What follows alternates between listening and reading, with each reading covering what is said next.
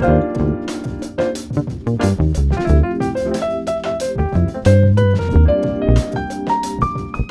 is up, guys? It's Simon from PianoPig.com, and I just wanted to say sorry for the lack of videos over the last few weeks, but I'm back on full steam now with a new video for you every single week.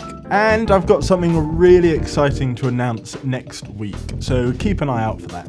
In this lesson, I'm going to show you a cool little trick you can use to help practice improvising over neo-soul progressions. A common feature of neo-soul is the fast-paced harmony changes, meaning that it's constantly changing key center. And in order to improvise over that, you need to be quite good at rapidly changing key center, as well as outlining the chord tones of the progression. So this little trick I'm about to show you involves vamping between two chords, which are in different keys. And by navigating your way around this, you'll get familiar with the idea of changing keys in your improvisation, and that will really help you improvise over longer neo-soul progressions. This lesson does come with a backing track to really help you practice, and you can download that for free via the link in the description below. So that's quite enough talking from me, let's get on with it.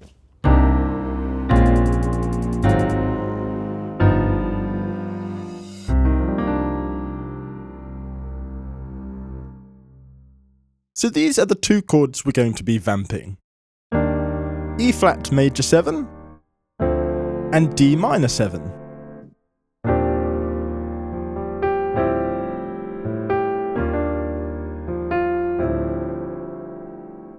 So our goal is to simply improvise over these two chords.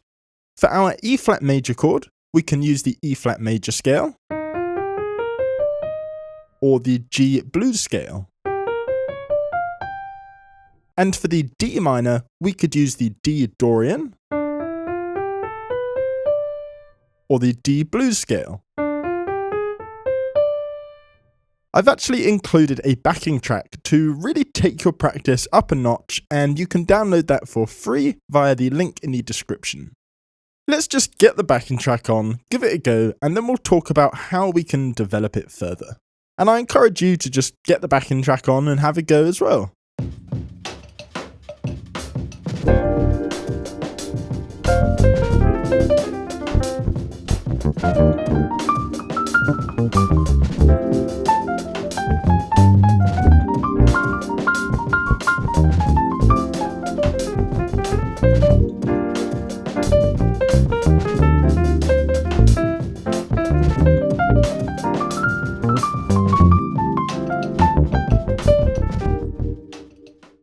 So hopefully you can hear that subtle key change between the chords. That's what the main focus is all about here. You want to be able to create lines that smoothly transition between the chords.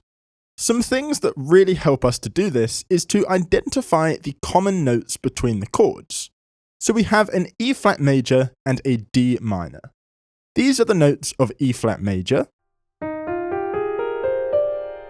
And we just ask ourselves, which of these notes are also in D minor, or D Dorian? That would be F, G, C, and D. And that means that these notes are going to be very useful, and we can use these as kind of pivot notes, as they are going to work over both chords. So here's a fun way of showing you how well these work. I'm going to create a short solo only using these 4 notes, and they will work over both chords.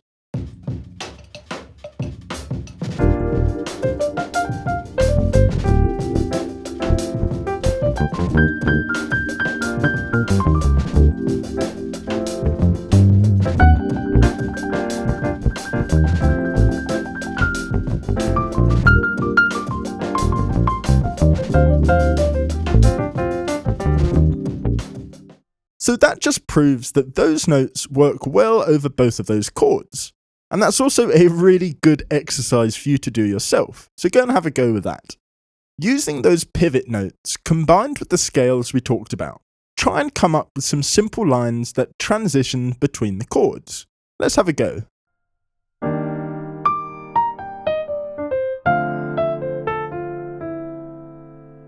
So what did I play there?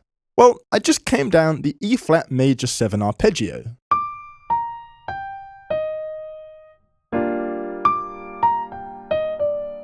And then I jumped up to one of those pivot notes we talked about, the F, which works well over both chords.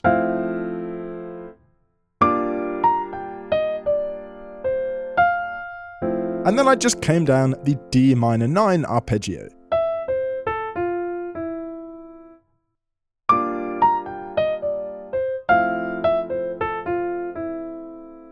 So it's all about using those pivot notes to connect the lines.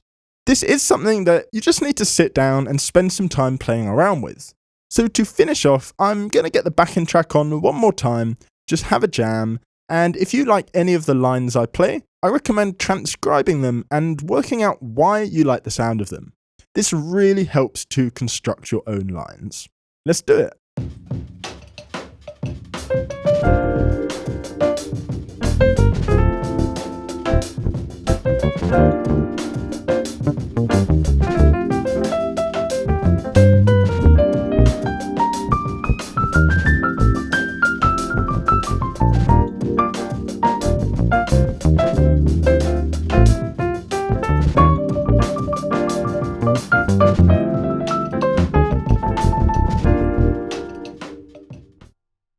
So spend some time with that, and I also recommend using a metronome, so it just gives you the option to slow it down. You can be away from the backing track and then bring the backing track back to bring it all together.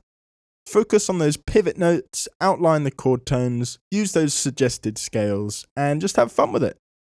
I hope you found this lesson useful. If you did, make sure to smash that like button, subscribe to the channel, hit that little bell icon so you don't miss any new videos, and I will see you next time.